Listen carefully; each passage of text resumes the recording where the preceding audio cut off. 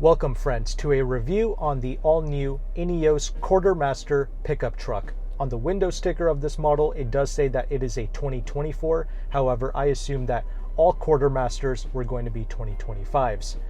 Regardless of that, a special thank you to Bentley of High Point, North Carolina for allowing me to do this review. They are also the official Ineos dealership for the Triad area, and they are able to ship nationwide. So if you are interested in working with this dealership, I will have Rivas and his phone number on the screen and in the description box for you to contact, as well as their official website. All right, so the new Quartermaster, it is exclusively available as a crew cab only with a 5-foot bed. It looks very similar to the Grenadier SUV that I reviewed here as well, and that's certainly not a bad thing. I love the presence of these vehicles. It's powered by that BMW 3-liter inline-6 B58 engine with 281 horsepower and 332 pounds-feet of torque. This truck can tow over 7,700 pounds. It's got a payload capacity a little over 1,800 pounds. And the Quartermaster, similar to the Grenadier SUV, it's available in 3 different trims. You have the base entry level starting at $86,900. Then you have the Trial Master in the middle, which is supposed to serve as your kind of off-road edition. And then we have the Field Master, which is more of your on-road spec, if you will.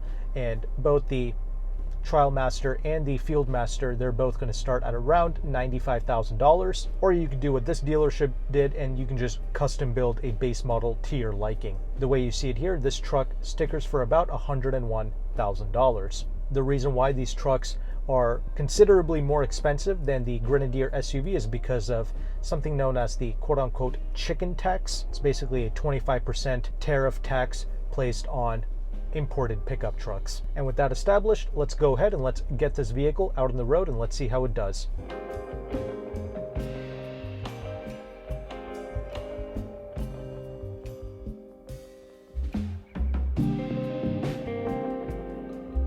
All right, so the overall mannerisms around town, it's very similar to the Grenadier SUV as you would expect. You have to be a bit more proactive with the steering, and you have to give it some correction to keep it steady on the road. Although I feel like that sensation is less so with the Quartermaster, not sure why. This build has the 17-inch alloy wheels. Okay, if you go with the Field Master, you will naturally get 18-inch alloy wheels. Some owners of the Grenadier say that you don't have to apply any correction to the steering. That's complete nonsense. You do have to do that. It's very similar to the Jeep experience, if you will. If you've driven things like the Wrangler or the Gladiator, you have to apply some steering correction. This is very similar, except this is like a high quality product. That's the main thing. We have here like the Carrero solid front and rear axles. Everything is beefy, everything is sturdy, all the components that this company uses.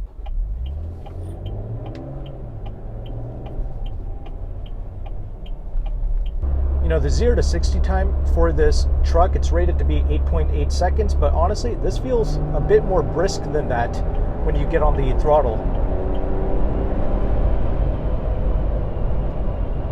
And you naturally just have a good sensation of speed here. You know, you can just be doing the regular speed limit and it feels like you're going rather rapidly.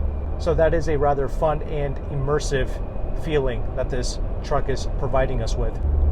I mentioned this in my Grenadier SUV review as well, but these products are shockingly somewhat quiet. A lot of that has to do with the very tight build quality here. With this Quartermaster, I am getting a subtle whistling effect. It might be coming from these sunroof panels here, but the SUV I tried did not have that. I would say the SUV was a bit quieter than this. Brakes actually bring this truck to a stop nicely. The curb weight here, it's 5,800 pounds. But really, when you take those everyday left-hand, right-hand corners, there's not a crazy amount of body lean or slop. Truck does remain surprisingly neutral. It's just that, once again, you have to maintain that steering, always have both hands on the wheel, which, you know, that's how you should drive any vehicle.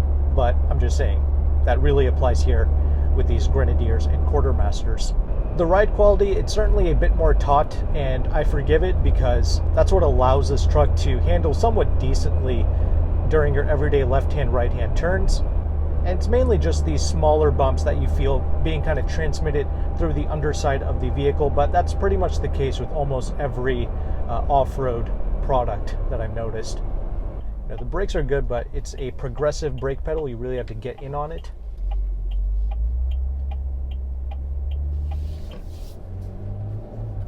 You know, when you take your everyday corners, it would be wise to utilize a shuffling motion with the steering.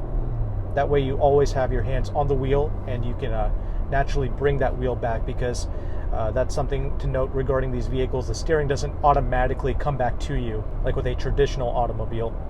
You have to do it yourself. So the you know, previous driver's ed shuffling motion comes into play here nicely.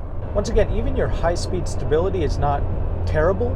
And again, I'm finding myself correcting the steering less than the Grenadier SUV. Not sure, again, what's up with that, but this is good. And we do have here the KO2 tires. Surprisingly, not a crazy amount of tire noise. I mean, even at the higher speeds, the road noise, wind noise, it doesn't get that much louder, which is, again, really impressive. That's a testament to the build quality, I have to say, more than anything. If you want an even more refined experience, this company does provide us with a set of Bridgestone all-terrain tires with a vertical tread pattern that's going to help evacuate water during wet driving. So that should be a bit quieter still than even these KO2s. That's pretty impressive. But of course, KO2s, that's still a legendary all-terrain tire, all things considered. But it's nice that this company is giving us options. And there truly are a lot of options that can be had with this vehicle. You can really customize this to your liking. So overall, concluding this driving segment, this is of course a rather polarizing product, and it's a very niche product as well. Not everyone is going to like and appreciate this type of driving behavior, but for the hardcore off-road enthusiasts, you are going to like and appreciate this product for what it is, because you know, something like this, it doesn't really exist. You know, a high quality, rather simplistic pickup truck with a lot of sturdy components made by high quality manufacturers. This is rather unique, and if you like this, you're gonna have to pay up for it as well. Again, this is really made for a wealthy client who appreciates this style of vehicle. And surprisingly, you know, I said this in my Grenadier SUV video as well, these could serve as a pretty good like a farm truck or a work truck type of thing, because the off-road capabilities are truly incredible with this, right? Part of the reason why the steering is set up this way is to help you out more so during off-road situations. It's got a rather high towing capacity. It's just a nice, rugged, well-built product. And it comes with a rather long warranty, like 5 years, 60,000 mile warranty. That's pretty good. And I do like this, you know, 3-liter BMW B58 engine. Not just for the performance, but also because they actually tuned this engine to sound rather good. I mean, this sounds better than the B58s found in actual BMW products, or even things like the Toyota Supra. No idea how they managed to do that, but all right, that's a nice touch. And the only other real con to mention regarding the Grenadier SUV/Quartermaster is the fuel economy. The SUV, it's rated to get 15 city, 15 highway. Apparently, on the window sticker of this Quartermaster, it's also 15 city, 15 highway, but I've also seen 14 city and 14 highway on certain spec sheets from Ineos themselves for the Quartermaster. So again, that's a bit strange. And really, I don't have an issue with the city fuel economy, because there are generic 3-row family SUVs that get 17 mpg in the city. That's not really the big issue here. It's mainly that highway fuel economy. That's what I primarily consider to be a con, and you do have to use premium fuel, of course. Other than that, this is a fun, charismatic driving experience. I do enjoy spending time behind the wheel of these new Grenadiers. I'm glad that in this world of generic trucks and appliance-like SUVs, these products exist. They stand out. People love it when they see it out on the road, because it simply oozes character. So that's great. And with that established, let's go ahead and let's talk about this interior space now.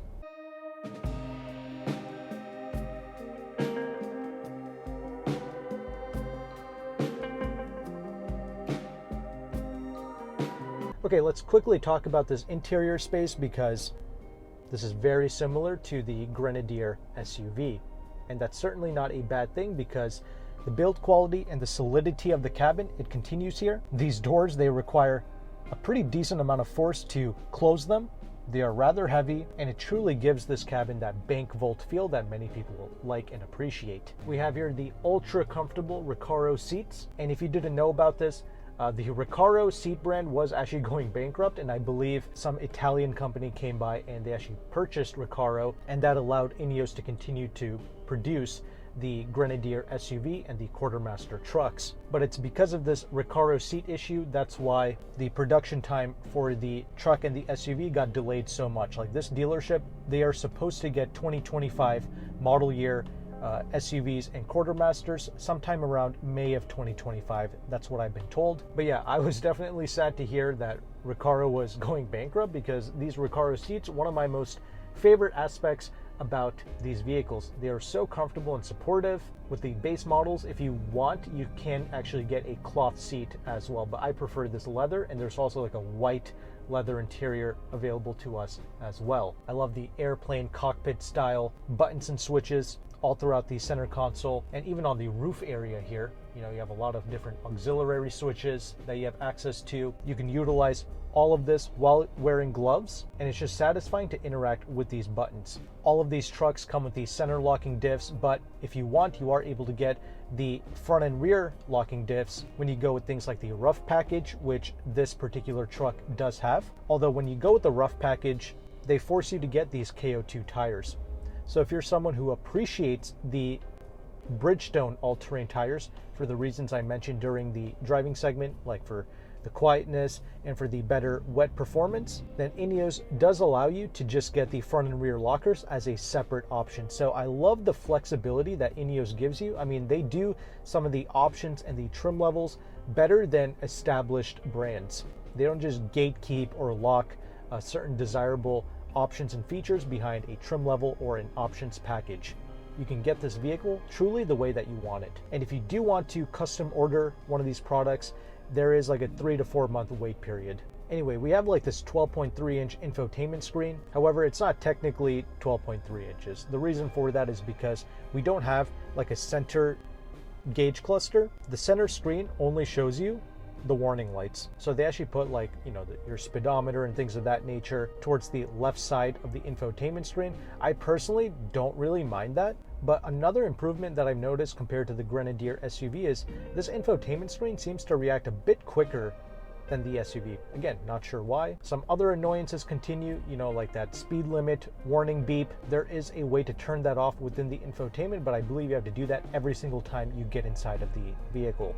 And that's due to some type of a European regulation, and that just happened to continue on to the US spec vehicles as well. And regarding the infotainment, you're also able to utilize the screen by using the rotary knob in the center console as well, similar to a BMW product, if you will. Speaking of BMW, we still have here that same BMW shifter, which is fine, it works great. It's just that for such a rugged cabin, it would have been nice to see, you know, a different style of shifter being implemented. But oh well, not a big deal, just thought I would mention it. And we just have here a regular backup camera as well, no 360 cameras or anything like that. We do, however, have the optional premium audio system, and it's a loud, powerful audio system. I would say this is better than what you would find in things like a Ford Bronco, a Jeep, and you know, except for Toyota. Toyota does have a pretty good JBL audio system with their new Toyota vehicles found in things like the Land Cruiser, and I'm assuming the new 4Runner as well. So that's something to keep in mind. Otherwise, this is pretty good. You do lose some clarity when you crank up the volume all the way, but otherwise, for a vehicle like this, I think this is a really solid audio system. I like the quality of this steering wheel, nice solid leather quality, but I do wish that this was actually a 3-spoke steering wheel rather than just a 2-spoke wheel, because of how unorthodox the steering feels out on the road. Just to know where you're at with the steering, it would be nice to have that 3 spokes, but again, small complaint. I do love that toot horn button because, you know, if you want to warn a cyclist, which that's the purpose of that toot horn, you can just press that button instead of scaring them with the full-blown horn. These vehicles are not push-button start. You do have to physically put the key in, which I think it's pretty cool in a brand new vehicle. The center console space is okay. The glove box is a bit on the smaller side, and the door pockets are decent. Regarding the windows, they can go down one touch, but they do not go up one touch, just so you know. And the glass that they use, this is not double pane or anything, but regardless of that, the vehicle is still decently quiet. I do like this dual kind of cockpit sunroof thing that they have going on here. You can open it slightly to get some ventilation, but it would be nice to see, some type of a shade being used, but the glass is certainly tinted for sure. And I'm 5'11". I have plenty of space sitting inside of this pickup truck. You have that nice boxy design, plenty of headroom, and you can really adjust these seats to your liking, although these are manual seats, just so you know.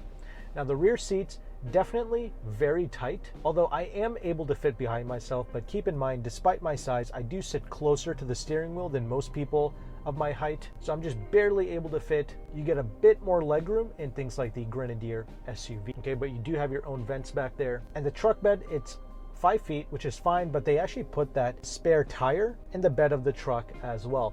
Maybe not the best place to put that spare tire because any amount of space that you can get inside of a truck bed, it is valuable. So to have a decent amount of that space being taken up by that spare tire, not a big fan of that design. Would like them to put that underneath the vehicle. But regardless, that's my look at the Ineos Quartermaster pickup truck. Let's go ahead and let's conclude this.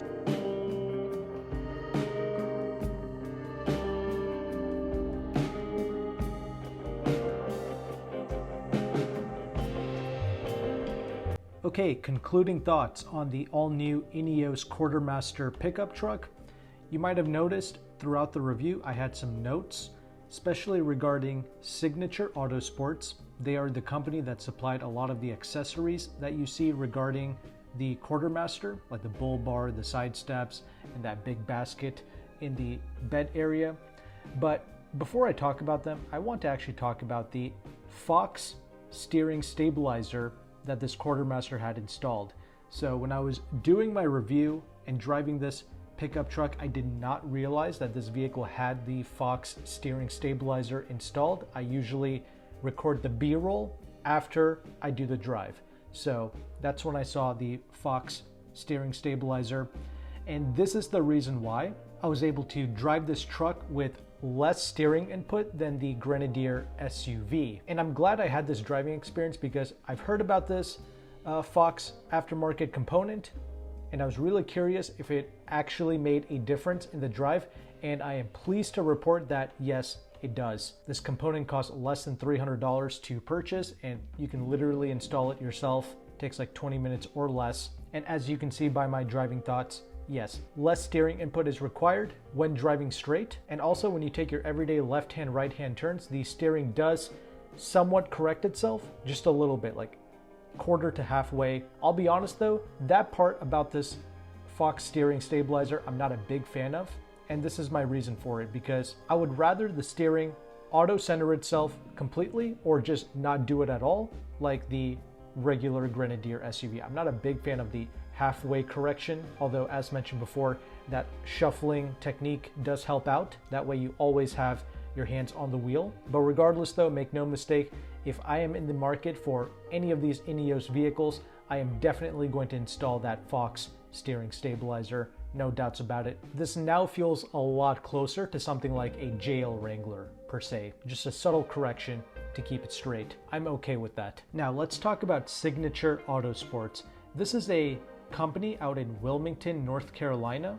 They came out to this dealership to take some measurements of the Quartermaster, and so they could install some of their aftermarket accessories. And that's what you see here, like the bull bar, the side steps, the bed rack, along with the headlight and taillight protectors as well. I gotta say, all of these accessories, it does make this Quartermaster stand out even more. It's got like that Jurassic Park vibes, I guess. And their side steps, it costs about $1,500. And I do think that this is worth it, because when I was building the Quartermaster on the Ineos website, apparently they do not offer side steps for the Quartermaster.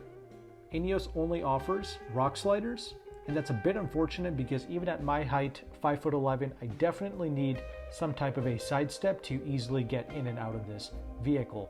And I personally really like the Signature Autosports side step because I like the width of it. The sturdiness was good, gives you a good reliable platform to step onto. And if you have kids, you're really going to appreciate the side steps as well. I like the bull bar as well. That's a nice look. The rear bed rack basket thing, you know, that's personal preference if you want to get that. But I do think that the side steps is an absolute must. Overall quality of their products were good as well. I would maybe suggest offering some powder coated accessories as well, or maybe even doing a red powder coat to match the underside of what Ineos does with their vehicles, like what they did with this particular Quartermaster. I don't know, I just think that would be a cool, unique touch. Anyway, I have no affiliation with Signature Autosports. I just want to cover them real quick since this test vehicle had all of their components installed. But I can leave a link to their website in the description box if you want to check out more of their accessories and their prices. Now, back to the Quartermaster itself. I mean, man, there's just an infinite amount of things to cover regarding these Ineos vehicles. So much customization, so many unique facts, details, and specs that we can sit here and cover, but I had a lot of the original spec sheets and other documents on the screen throughout the video. Overall though, how is the vehicle itself? I do like it. I appreciate the character. It's certainly not some kind of a soulless, boring experience. Far from that. This is actually an engaging product to drive. It's reasonably quiet for what it is. The SUV, even more so. I noticed a subtle amount of whistling coming from this Quartermaster, but not a big deal. You can, of course, take the refinement to another level by getting the Bridgestone all-terrain tires, as mentioned previously. But honestly, though, you don't get a whole lot of tire roar or tire noise. So kind of a moot point. If you like the KO2s, go ahead and get them. Of course, that Fox steering component really helps out with the stability and needing less correction. That's always a great thing. Interior space, built like a tank. I mean, really, Ineos uses a lot of high quality components throughout. This is a simplistic truck built with a high level of quality. Just keep in mind though, when you go with the Quartermaster, you're gonna get a bit less rear legroom compared to the SUV. Only other real cons regarding this vehicle, it's gonna be the obnoxious speed limit warning beep. I believe you are able to turn that off through the infotainment, but I've heard that you have to do that every single time you get inside of the vehicle. I'm also not a big fan of where they have the spare tire placed. I wish they would just place that underneath the vehicle. But I have to say, another big highlight regarding these Ineos vehicles, it's certainly that B58 inline-six engine from BMW. It's tuned to sound so good here. You have a nice bassy rumble coming from this engine. It is really satisfactory and it sounds better than any BMW product or even a Toyota Supra. So well done there. It also feels reasonably brisk. And of course, I love the looks of these Ineos vehicles as well. These products do get a lot of attention out on the road, but it's like a positive attention. You know what I mean? Like people enjoy seeing these vehicles out on the road. So I love that. I love the character. And a special thank you to Bentley of High Point, North Carolina for allowing me to do this review. As mentioned before, Bentley of High Point is also the official Ineos dealer. So their Ineos side is called Ineos of Triad, once again located in High Point, North Carolina. I will have their website linked below as well, along with Chris Rivas and his phone number on the screen and in the description box for you to contact. This dealership is able to ship nationwide, but keep in mind this Quartermaster I'm testing, as of right now, February/March of 2025, this vehicle is not available for sale. This is a demo model only, but they have about 80 new Grenadier SUVs to choose from. They had a lot more, but this dealership constantly sells out of the Grenadier SUVs. Right now on the 2024 Grenadier SUV, there are some incentives and promotions going on, like a 2.9% 60-month finance rate, along with $2,000 in accessory credit and $3,000 in incentives for the vehicle itself. So yeah, if you're interested in scooping up a 2024 Grenadier SUV with some incentives and a pretty good finance deal, then definitely consider hitting up Chris Rivas. They have about 80 of these SUVs right now, so pretty much all of the colors and combinations. Once again, they are able to ship nationwide. But thank you again for watching this review. If you found value with this content, make sure to like and subscribe. Thank you again, and take care.